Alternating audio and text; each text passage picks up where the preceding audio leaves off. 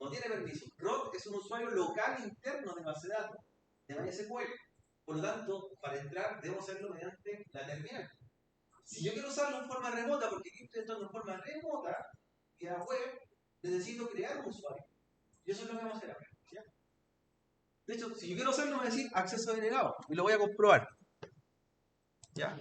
Root, usuario root, mi clave. Ahí está. Acceso denegado para root. Perfecto. Entonces, ¿qué es lo que debo hacer ahora? Habilitar el usuario root. Para ello,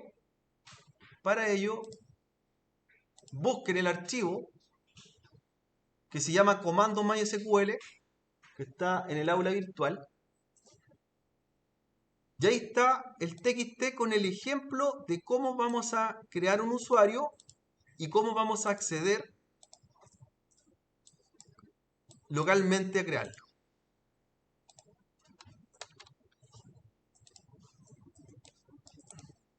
¿Ya? Entonces, la primera parte es que tenemos que entrar con el usuario root, pero dentro de la terminal, dentro del servidor.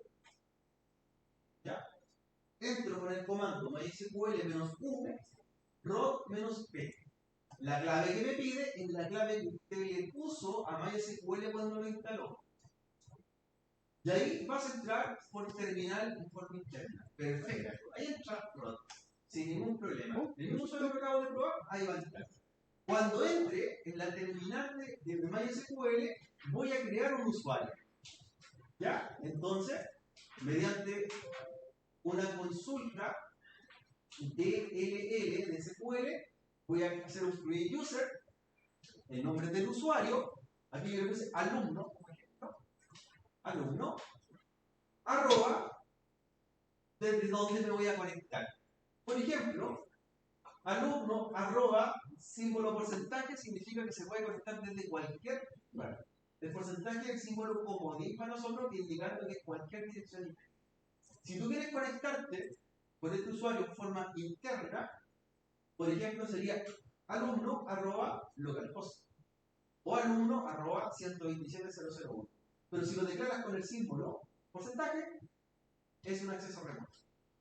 Luego, identify byte, la clave que le va a dar ese usuario. Yo le puse 2023 como ejemplo. Usted le puede poner la clave que quiera. Después de crear el usuario, que se pueda conectar desde cualquier dirección IP con una clave, le tiene que dar todos los privilegios. ¿Cierto? Elevar todos los privilegios a ese usuario con el símbolo asterisco, que significa todos, ¿cierto? Para el usuario que se llama alumno desde cualquier lugar. Entonces, este usuario va a poder crear a otro usuario, va a poder hacer un group database, va a poder hacer, ¿cierto?, un insert, va a poder hacer un select y todo lo que ustedes quieran. Tiene tanto permisos DML de manipulación y DLL de estructura y administración. Por lo tanto, puede hacer desde consultas hasta crear otro usuario. ¿Ya? Después que tiene todos los privilegios, los refresca con el comando root privilege. ¿Ya? Llegando a este punto, vuelve a entrar por php y pruebe el usuario que va a poder hacer. ¿Ya? Entonces, eso es lo que vamos a trabajar en esta parte ahora. Que nos va a funcionar este usuario. Entonces, recuerden, no puedo entrar con root. No tiene permiso. Entonces, lo que voy a hacer es, en el servidor, darle los permisos a un usuario que voy a crear a continuación. Pero, de hecho, ya la máquina cambió de nombre. Ya se llama NS2.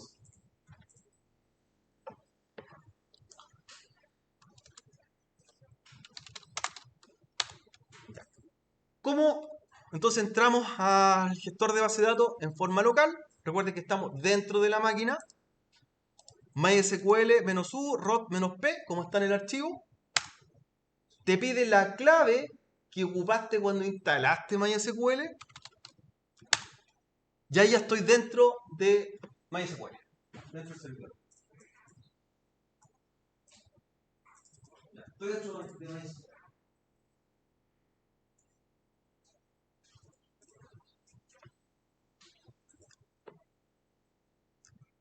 Cuando esté dentro de MySQL, ahora va a crear al usuario. ¿Ya? Al usuario. Create user, el nombre del usuario, @porcentaje, identified, byte y la clave. ¿Ya? Rod tiene los permisos para poder hacerlo.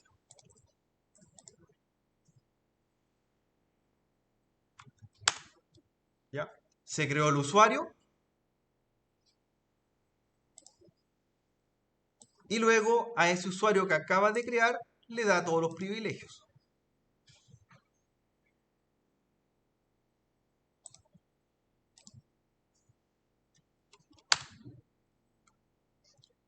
Después de darle todos los privilegios, refresca esos privilegios asociados. Fruit privilege. ¿Ya? Ahí está creado.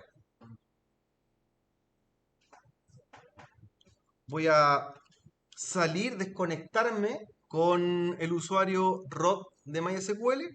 Hago un quit o un exit, punto y coma. Voy a hacer quit o exit.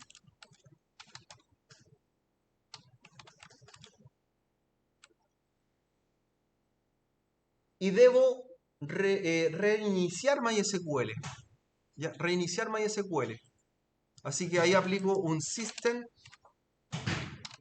ctl restart MySQL.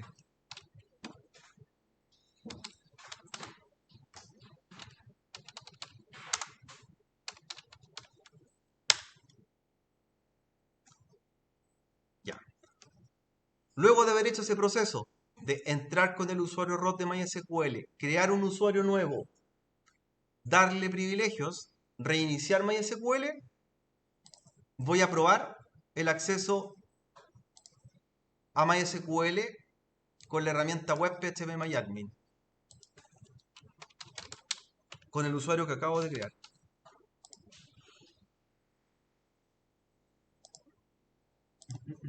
Y acceder. Ahora sí puedo entrar. Entonces, ese usuario me va a servir para conectarme ahora a la base de datos.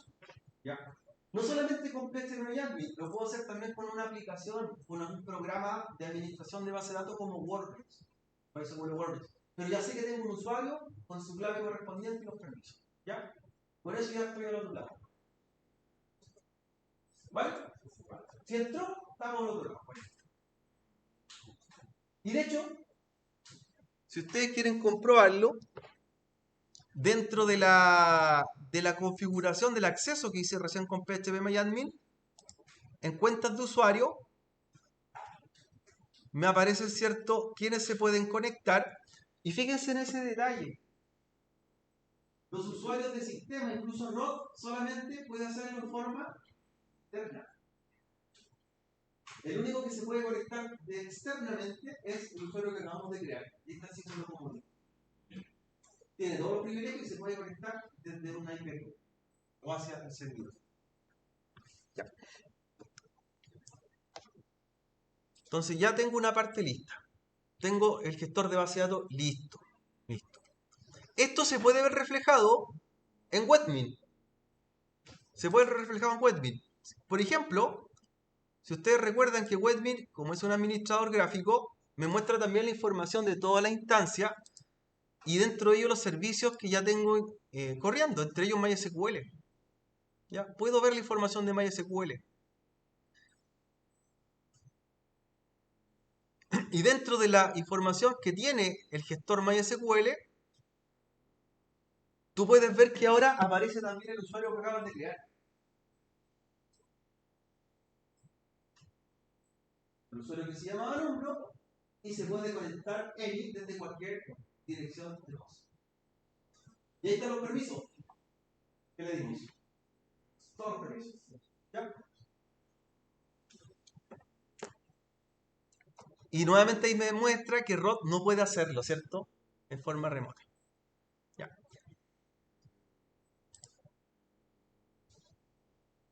como ya tengo el usuario creado de base de datos, voy a poder crear una base de datos. ¿Ya? Voy a poder importar un archivo SQL con una base de datos y luego voy a poder gestionar una conexión a una base de datos. Entonces, ¿qué viene ahora? Como esto ya están dando, ya hicimos, ¿cierto?, la creación del usuario. Ahora vamos a lo siguiente. Vamos a ir a la carpeta que yo les dije que se llama Taller 24 de mayo, donde está un sitio que les pedí descargar que se llama, perdón, aquí está, test 1. Ahí está. Test 1, ese. Entonces, ¿qué vamos a hacer con estos directorios? Ya, lo descomprimen, ya, esta carpeta. Y aquí tenemos un sitio completo que lo vamos a editar y lo vamos a subir para probar el funcionamiento de nuestro servidor lab. Y dentro de ello viene incluso la base de datos que tenemos que importar. Ahí está.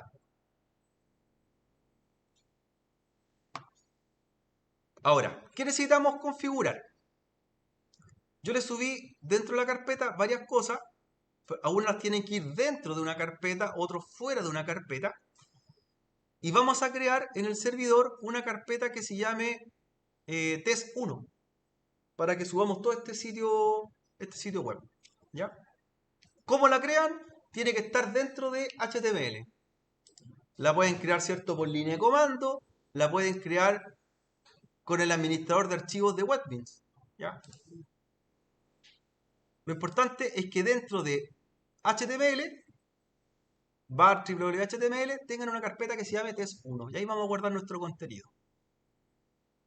¿Ya?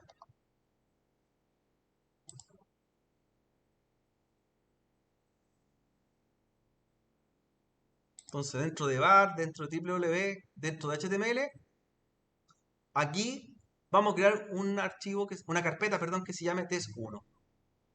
Test1. Puede crearla aquí mismo. Profe, ¿y se podrían arrastrar? Sí, pues si quiere lo arrastra, lo sube, como quiera, sí. Ojo, pero tenemos que editar los archivos antes de subirlo, ¿cierto? Tenemos que editarlo. No llegar y subir, pues, tenéis que editarlo. ¿Ya?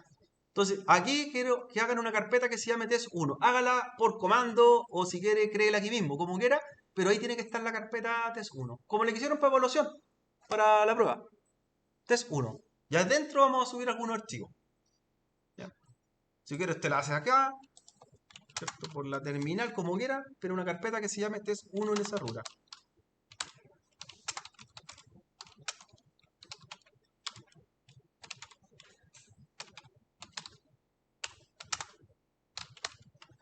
Test1.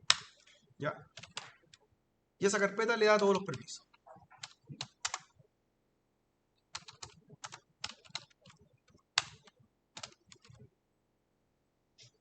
Ahí lo hice por comando, que es lo mismo que haberlo hecho aquí. Ahí está, la carpeta creada.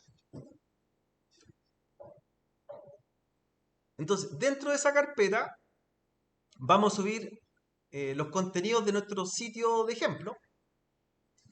Y otros archivos los vamos a dejar afuera, como el robot TXT. ¿Ya? Entonces, ¿qué es lo que tenemos que hacer? En este sitio, el robot TXT que ya tenemos, lo vamos a editar. ¿Ya? Lo vamos a editar. Lo podemos editar aquí mismo, lo puede editar, ¿cierto?, por terminal, lo puede subir editado, como usted quiera, pero lo importante es que tenga el siguiente contenido. Tiene que estar, recuerden, en la carpeta raíz el robot. ¿Ya? Permitan, ¿cierto?, que solamente se lea la carpeta llamada test1. Entonces, robot, txt, user agent, todos los permisos, allo, test1. Como ya tienen el robot, edítenlo nomás, por cierto. Lo modifican. Solamente permisos para esa carpeta.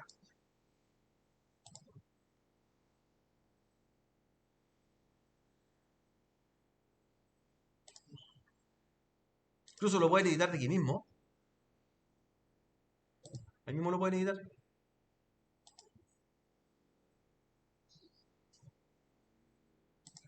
Ya. Entonces, el robot, ¿cierto? Que permita solamente lectura a la carpeta test1.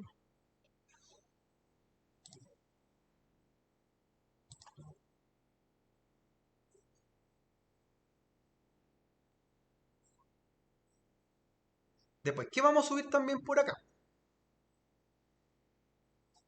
¿O qué vamos a agregar adentro de la carpeta test1? Del sitio que descomprimimos, vamos a subir, ¿cierto? Todos los archivos, salvo el PHP info que no lo necesitan porque ya está. No necesitan subirlo. El robot tampoco necesitan subirlo porque ya lo tienen. ¿Ya? Y vamos ahora a empezar a editarlo. ¿Ya? ¿Qué vamos a editar de ellos? El que se llama ConDB va a tener los datos de conexión a la base de datos que vamos a crear. ¿Ya? Entonces, ¿qué información va a llevar? Este archivo de conexión va a llevar la dirección IP de su servidor, el usuario de MySQL, la clave de MySQL y el nombre de la base de datos que vamos a crear. ¿Ya? Que se puede llamar test1, por ejemplo, o sitio 1, como usted quiera. Yo le puse sitio 1 de ejemplo. Entonces, en mi caso, sería el usuario de MySQL, la clave, la dirección IP, ¿ya? La dirección IP. ¿Cuál IP? ¿Pública o privada? ¿Cuál IP va? ¿Pública o privada? ¿Pública o privada?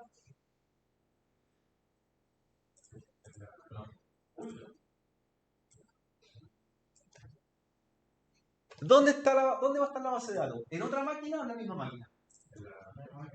La misma máquina, ¿cierto? No tiene que ir a mandar datos a otro servidor. El servidor LAMP autoguarda sus datos, ¿cierto? Es web y base de datos. Por tanto, cuando llegue una consulta y pregunte, guarde los datos ¿dónde? ¿Qué dirección IP tiene que ir ahí? Bueno, pues la local. Puede ir cualquiera en realidad. Tanto la pública como la privada. ¿Ya? Mira, si el servidor, él tiene la base de datos, la dirección local. Si otro servidor tiene la base de datos, la dirección IP pública es otro servidor.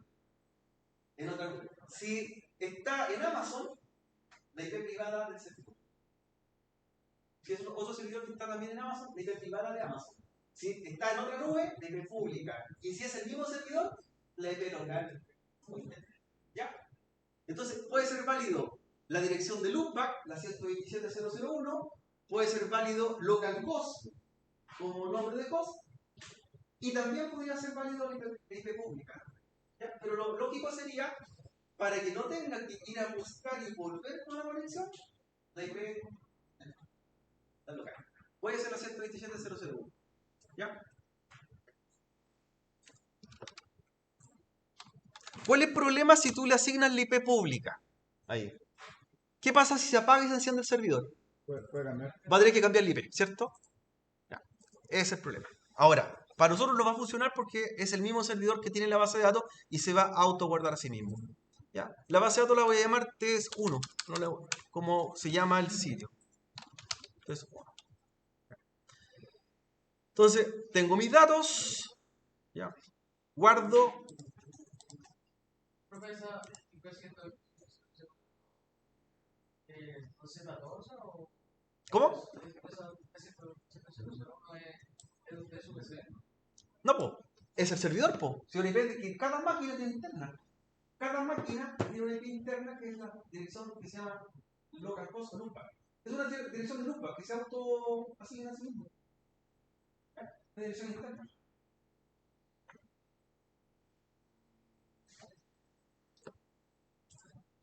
Ya. Guardo y estoy listo para subir. ¿Cuál edito? La hoja de estilo, no la voy a trabajar. Voy a editar el index, PHP, a ver qué tengo por acá. Es un formulario en realidad sencillo que va a guardar, ¿cierto?, unas cajas de texto. ¿Ya? Y lo vamos a ver funcionando después. Si quieren lo editan después, le cambian colores, lo que usted quiera. El registrar va a ser el que va a mandar el método POST, ¿ya? Que requiere al archivo de conexión.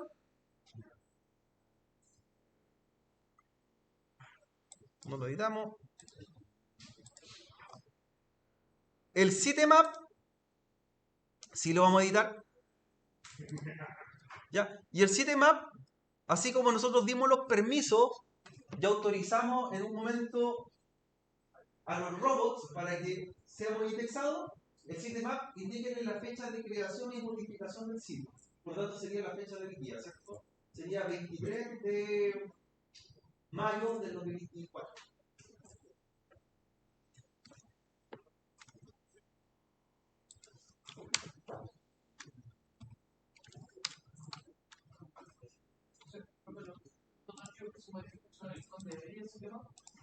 Sí, hay uno más que vamos a modificar. ¿Qué hace el sistema, profe? El sitemap le indica a los motores de búsqueda cuándo deben pasar a visitar el sitio y cuándo fue la última modificación que existe el sitio. ¿Ya? Así como el robot autoriza, el sitemap indica el cuándo. Una cosa es que yo a un robot le diga, pasa a ver este directorio, lo que hice con el robot, ¿cierto? Lee el directorio llamado test1 y en el sitemap le decimos cuándo quieres que pase. La frecuencia se puede indicar por daily, una vez al día, weekly, una vez a la semana, ¿ya? Una vez al mes, month, year, una vez al año, y always es cada un minuto.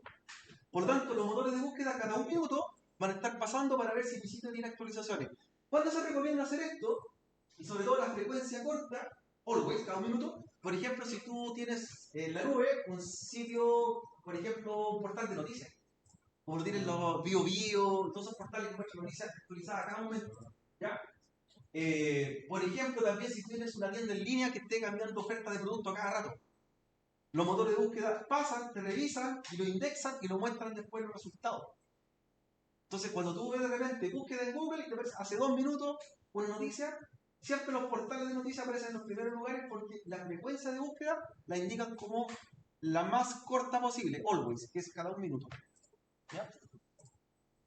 Si tu sitio no tiene muchos cambios, es más bien estático, y no quieres que los motores de búsqueda pasen constantemente, porque eso genera tráfico también hacia ti, le va indicando los distintos parámetros. ¿Ya? Eso es un estándar que también lo puedes buscar, mira, para buscar lo que es sitemap.org. Ahí está el estándar, sitemaps.org. Es un protocolo, como explicábamos.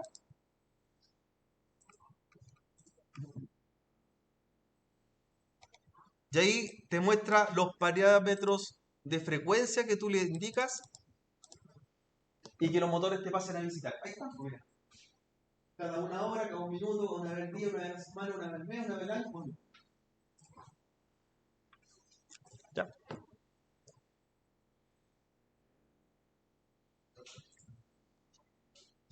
Ya, avancemos entonces con la configuración. Tenemos entonces última modificación del sitio. ¿Cuándo fue? Hoy. ¿Cuándo quiero que pasen a visitarme los motores de búsqueda? Siempre, cada un minuto. Perfecto. ¿Y a quién autoricé? A la carpeta taller, perdón, test 1. Ya, está listo el archivo.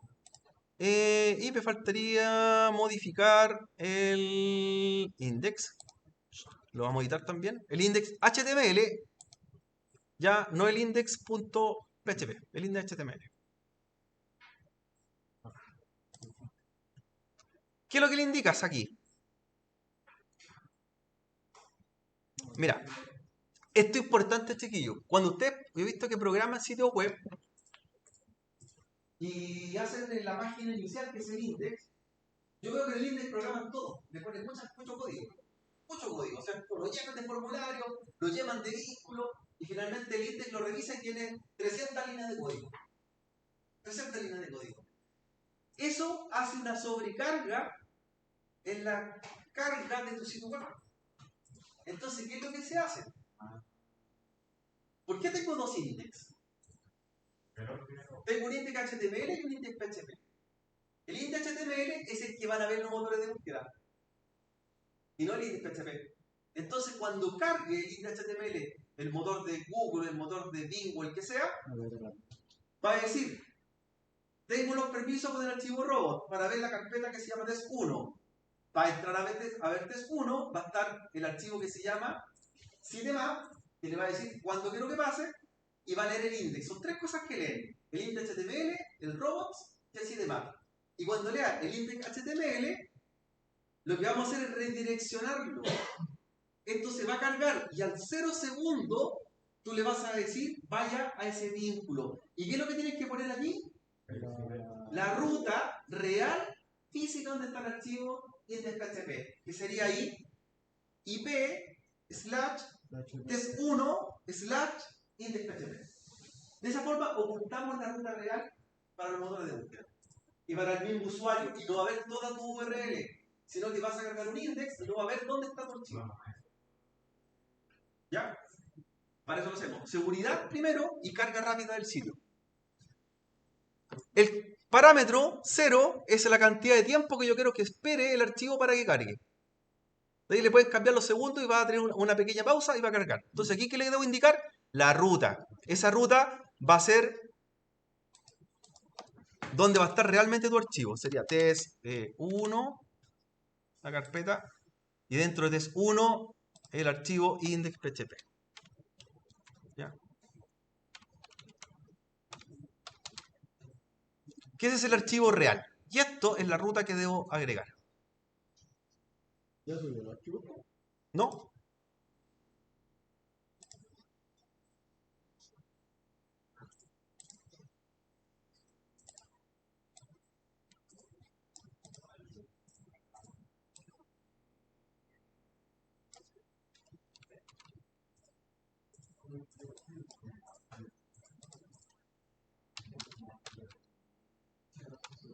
Entonces tengo mi ruta.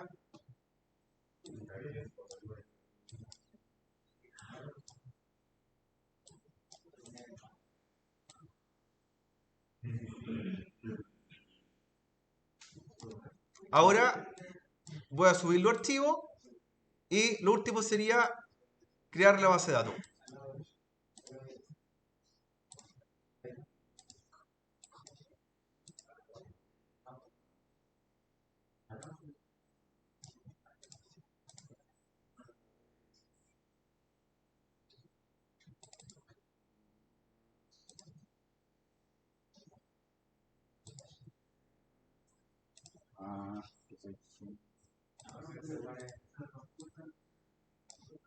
¿Cuál era el que no se subía, profe? El robot no necesita subirlo ni el PHP Info. Ah, ojo, el que se llama test1 es la base de datos. Trate de no subirla. Tampoco, No la suba ahí. No la deje ahí contenido público. Suba todo lo demás menos eso. Aquí va. ¿Ya? No suba la base de datos. No suba la base de datos. Suba todo menos la base de datos.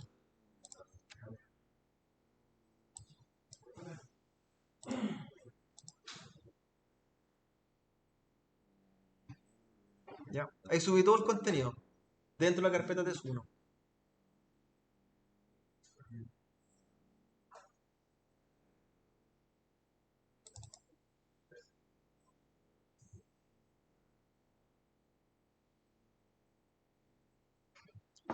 ¿Ya? Ahora yo podría haber hecho otra cosa. Por ejemplo, el archivo index.html lo puedo dejar fuera o en la carpeta raíz aquí. Y que llame a lo que está dentro de la carpeta test1. Ah, con Bing Red.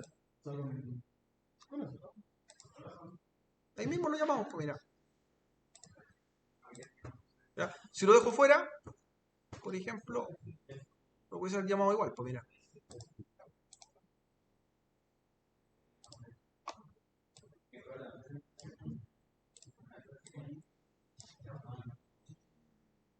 Lo puedo dejar fuera y que llame esa ruta, mira. Entonces lo puedo dejar aquí en la carpeta raíz. Y el que está dentro lo elimino.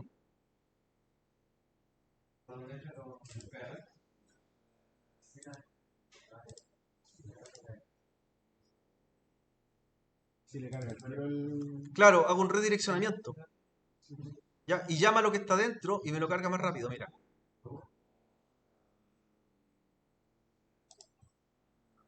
Entonces, en la carpeta raíz subo el index.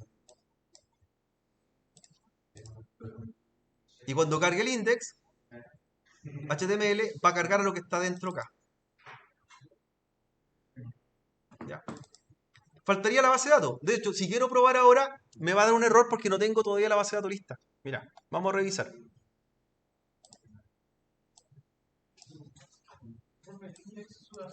Sí, afuera. ¿Ves? Ahí está. Entonces, fíjate, cuando yo cargo el sitio, lo cargo y no veo ninguna carpeta. Mira, pasa directo. ¿Te fijas? Ah, claro. Porque lo redireccioné. Coloque solamente la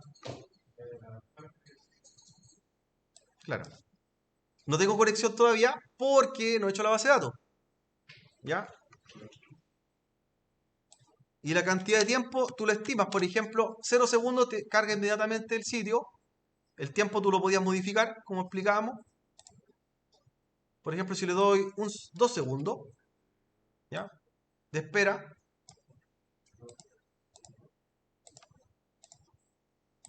sería así. Mira, voy a sobreescribir el index para que veamos la diferencia.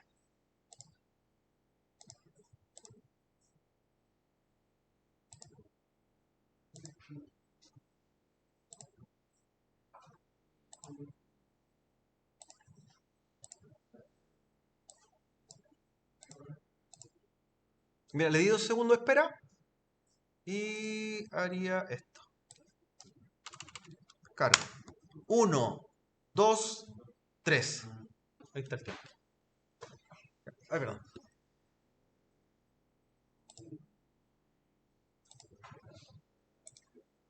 Pero la idea es que sea el menor tiempo posible y no se perciba. 0 segundos. ¿Ya? ¿Y eso por qué en caso uno lo puede poner en dirección? Porque sería más tiempo de carga también. No, pero eso es como ya a gusto de uno, no influye en algo. Es la carga por el sitio. Ah, Después de que pasa el tiempo, te carga el contenido. pero eso es a gusto de cada uno. No más. Claro, la idea es que siempre cargue rápido. Entonces ahí. No es como si el sitio es muy pesado, tengo que darle más tiempo. No, no. Es que siempre el index HTML hay que dejarlo lo más liviano posible. ¿Te fijas? Ah, Sin código. Y lo más simple posible.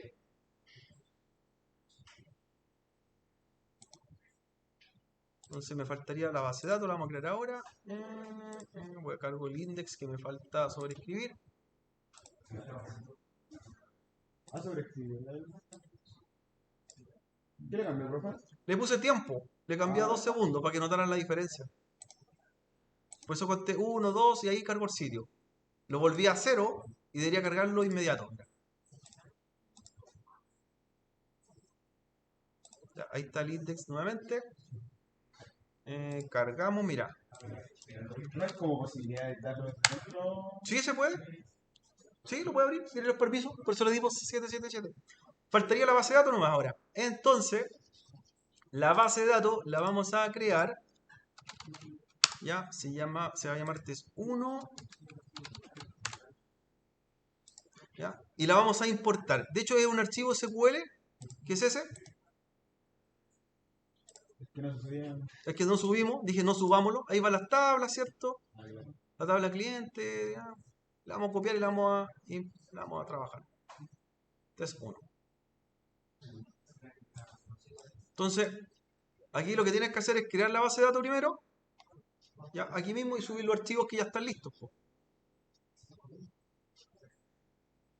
No tiene cosas personas, yo creo. Crear la base de datos. La creas. ¿Ya? Y ahora puedes importar el archivo o pegarlos en la consola SQL. Lo puedes hacer de dos formas. A ver si me sube de inmediato. Ahí está.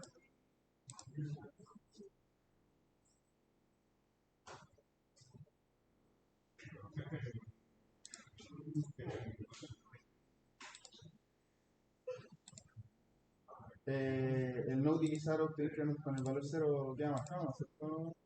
Claro, claro, ahí está la tabla ya.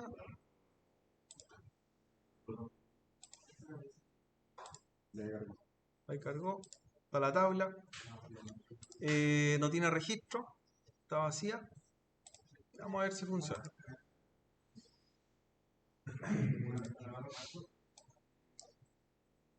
Es una pura tabla, ¿no? Entonces, ahora Ahora probamos. vamos a probar. Mira, abajo le puse el mensaje. ¿Conexión ok? ¿Y hay conexión a la base de datos? Y voy a mandar un registro. Ahora, esto no está validado, no tiene diseño, está súper simple, ¿cierto? Es para que se entienda que se guarda nomás un formulario o algo. ¿Ya? Ya, vamos a un sándwich, mayonesa, DM2. Ya. Juanito. Curicó. 666. Y Juanito compró. Vamos a ver que Juanito mandó su sándwich. Mira. Ahí está. Ah, Juanito. Ahí está. Entonces está insertando ya.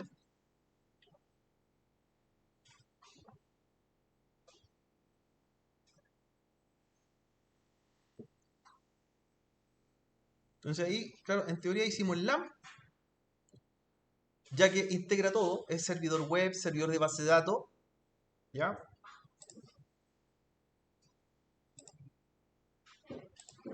Y lo puedes administrar de acá también, pues si gustas, mira, te vayas aquí a Webmin, ahí está la base de datos que creamos, ahí está la tabla, ahí están los campos de la tabla.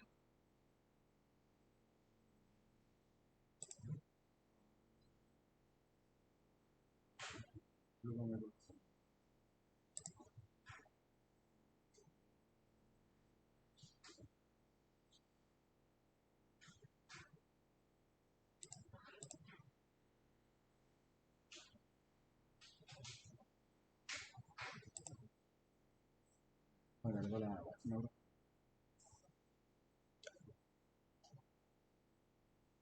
Entonces ahí ya estamos, ¿cierto? Insertando.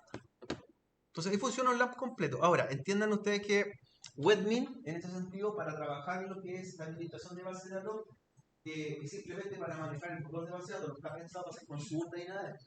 Solamente para mostrar la estructura que tiene la base de datos. De hecho, no tiene un editor de consulta más avanzado. Podemos cambiar permisos, podemos cambiar algunas cosas en las tablas, pero no más que eso. Ahora, ¿cómo yo podría usar otro programa? Por ejemplo, para manejar la base de datos. Lo puedo hacer, ¿cierto?, con la terminal, como decimos en un principio. Lo puedo hacer por PHP Magic, que es una herramienta web. Pero también podría ocupar un programa que se llama Workbench, ¿cierto? Veamos si nos conectamos con Workbench. Sí, vamos a probar. Ya vamos a probar. Entonces, la conexión primero por consola. Aquí veamos los datos por consola. La base de datos que creamos. Ahí está. Show database.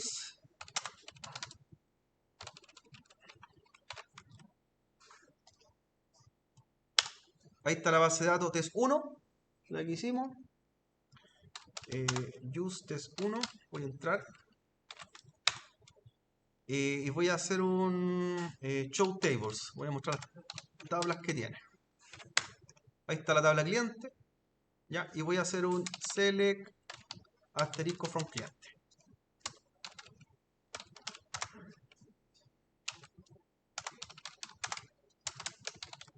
Muéstrame lo que tiene la tabla. Ahí está. El mismo registro que insertamos. Claro. Y la tercera opción, hacerlo con alguna aplicación, ¿cierto? Como Workbench. Así que Workbench ya lo conocen, ¿cierto? Lo han usado. Vamos a descargarlo, vamos a instalarlo y vamos a generar una conexión. Entonces, vamos al sitio de Workbench, se los voy a dejar aquí. Aquí. Aquí se los compartí. Para que terminemos, ¿cierto?, el ejercicio de hoy día. Sitio oficial. Si lo tienen instalado, creo que están los PC instalados, así que. MySQL Workbench, la herramienta, ¿cierto?, aplicación para manejar base de datos.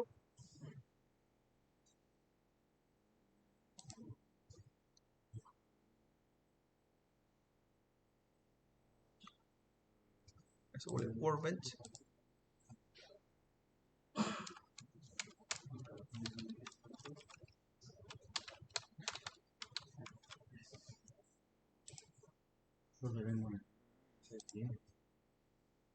Ahí está, voy a dejarla para Windows.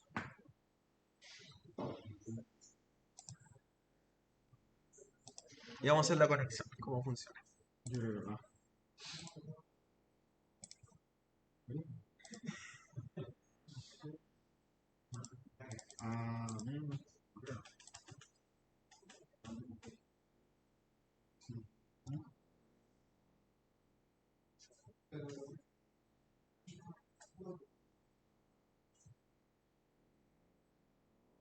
¿Por qué no se agranda así?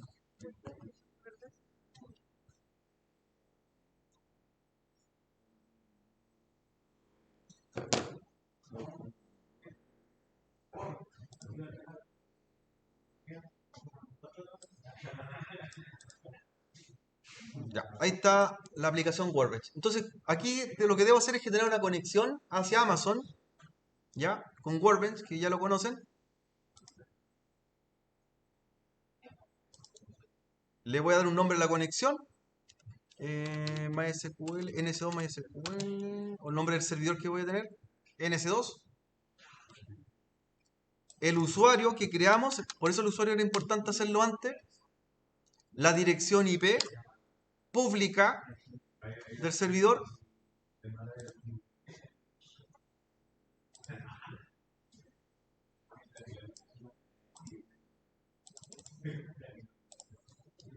Con la IP pública.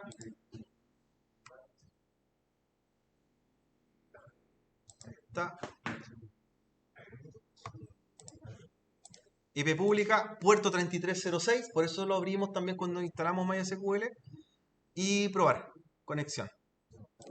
Entonces, nombre de conexión, IP pública, puerto 3306, usuario. Vamos a validarlo. Ok. Pasó la prueba. Y ahí tenemos la conexión directa por la aplicación hacia la base de datos que tenemos en el servidor LAN. Ahí está. Entonces la conexión la mantiene. Le damos OK a la conexión.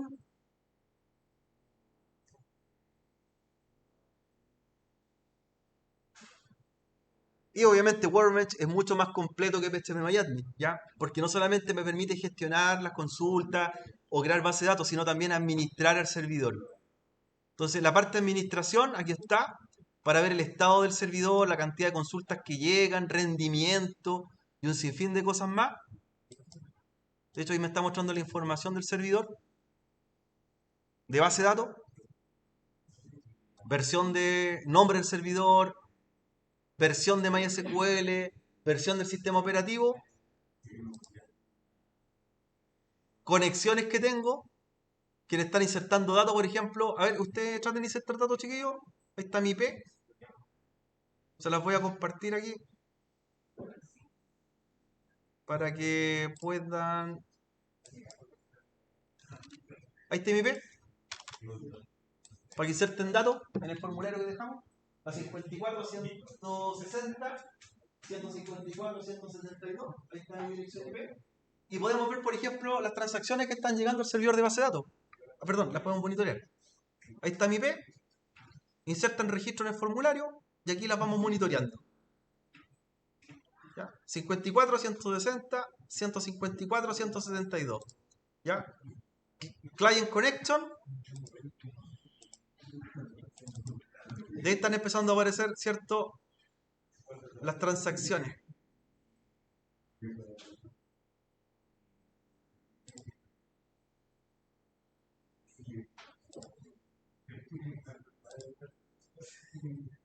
¿Ya? Empezó el tráfico a subir, está mandando inserciones de base de datos. Ahí empezó a aparecer.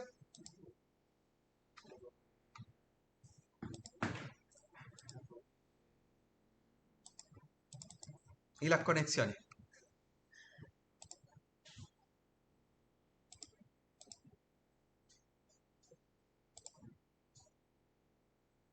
Y por otro lado acá, en esquemas podemos ver la base de datos, la tabla,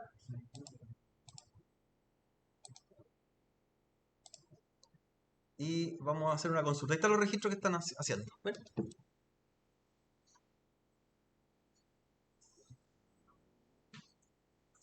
¿Profe? ¿Profe? Sí, señor. Tengo un problema. No me muestra la página.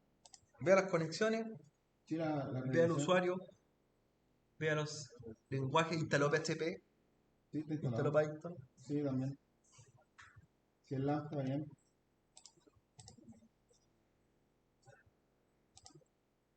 El tema es que cuando cargo la página no me la muestra.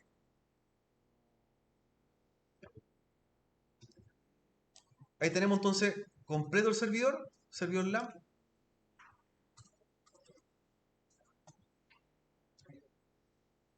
Y que inserta ciertos registros hacia sí mismo. ¿Qué nos queda por trabajar o pendiente? Para que ya preparen y dejen esto al día. Los que están más atrasados hasta este punto tienen que tener todo terminado, con el sitio ya funcionando. Vamos ahora, o la próxima sesión, ¿cierto? A trabajar con el servidor Windows Server que tenemos, ¿cierto? Creado, y lo vamos a transformar en un servidor DNS. El objetivo de esto, para terminar ciertos laboratorios, es que después nuestro sitio no lo vamos a llamar por IP pública, ¿ya? No lo vamos a llamar por IP pública, sino que lo vamos a redireccionar por un nombre de dominio a través de un DNS, ¿ya? Y por ejemplo, lo vamos a llamar acá, no sé, por laboratorio 2024.net y que carguemos, ¿cierto? Nuestro sitio LAMP, pero con un nombre de dominio. Y eso lo va a hacer el DNS. Entonces vamos a apuntar al DNS, el DNS nos va a redireccionar al LAMP a través de su IP y a través de su nombre. Pero en realidad nosotros vamos a preguntar por el nombre y nos va a enviar a... Ya. Entonces eso nos queda por hacer, pero tiene que estar en terminado. ¿Estamos claros? Ahora vamos a revisar el error. ¿Va a haber video, profe? Sí, está arriba ya, está todo arriba.